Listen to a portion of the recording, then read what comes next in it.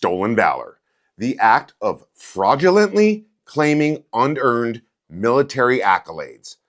It often happens with people who have no actual military service, but sometimes it's done by people who do.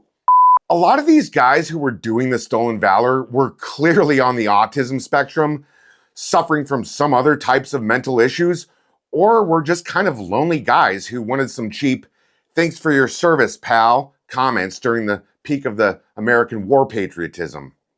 Yeah, no. Did you see it in frame? If you're gonna do stolen valor, don't go big. The problem is that people try to claim to be things like Navy SEALs, Army Rangers, and Green Berets when they do stolen valor. You're opening yourself up to too many questions. Don't go elite, go average. Seriously, these guys were like athletic free agents out there. Oh, you're a foreign officer who wants to get in on this war that has nothing to do with you and your country? Sure, here's some money. Get out there, champ.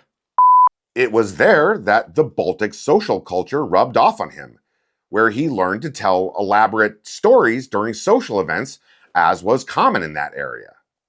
They didn't have like iPads back then. They had to like entertain themselves with their mouths at each other.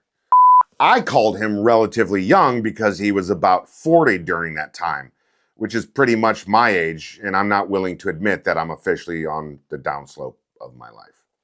He gained quite the reputation for telling extravagantly tall tales about his time in military service out east.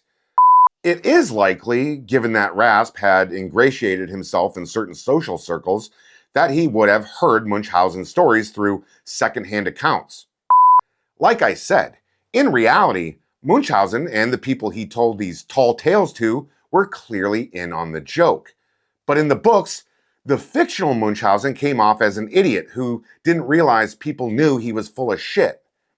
To this day, Munchausen syndrome, which is a medical condition where someone habitually lies about their medical ailments, is associated with Baron von Munchausen.